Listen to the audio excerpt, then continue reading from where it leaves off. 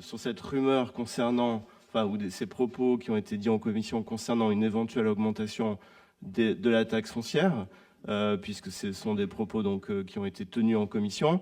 Est-ce que vous avez une réponse ferme et précise à nous apporter là-dessus? Donc, pour revenir à votre question, il me semble, moi, vu l'état des finances et de la conjoncture nationale, c'est-à-dire que on peut continuer, si l'État ne nous prélève pas chaque année 300 000 euros de plus un fonds de péréquation, plus une baisse de la DGF, on pourrait continuer comme ça. Mais avec l'augmentation des dépenses contraintes que l'État nous met sur le dos, si on ne diminue pas d'autres dépenses, il ne me semble pas que la population souhaite une baisse des services publics, je ne crois pas qu'on veuille fermer le conservatoire, je ne crois pas qu'on veuille diminuer l'accès aux centres de loisirs des écoles, eh bien il faut aller jusqu'au bout de la logique, il faut donc trouver d'autres ressources. Voilà. Il se trouve que par ailleurs, des ressources exceptionnelles sur lesquelles on a longtemps vécu dans cette commune, c'est-à-dire des TAM, vont finir par se tarir, parce qu'un jour, on ne va pas construire plus que la surface communale, que par ailleurs la population, je crois que ne souhaite pas spécialement qu'on construise 800 immeubles de plus. Donc la taxe foncière me paraît être la seule voie, mais c'est ma vision personnelle, ce n'est pas celle de cette majorité, et c'est ce qui a été mis au débat dans cette commission finances. Vous parlez de ces questions d'impôts. Là aussi, je veux dire, il faut éviter les polémiques et les effets de manche. Ce que nous avons discuté en commission finances, moi je pense que vraiment à des moments vous utilisez les commissions pour faire des opérations de ventriloquie.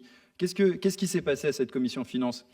Vous avez expliqué dans un premier temps, non pas que pour maintenir la qualité des services aux Fernésiens, mais pour l'augmenter, vous alliez envisager éventuellement une augmentation d'impôts de quelques pourcents.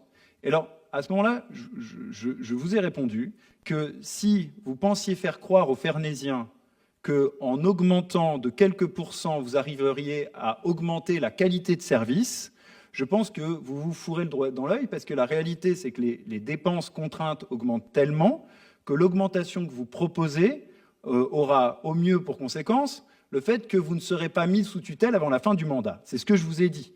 Et je vous ai dit que dans la situation qui était la vôtre, c'est-à-dire celle d'une commune qui a fait le choix de ne pas engager un débat collectif, public et des réunions publiques sur le sujet de la fusion de communes, vous vous retrouviez dos au mur avec la nécessité d'augmenter des impôts. Pourquoi? Parce que vous avez, et de ce point de vue-là, mon collègue a tout à fait raison de vous interroger sur la SPL au milieu du débat sur le budget primitif.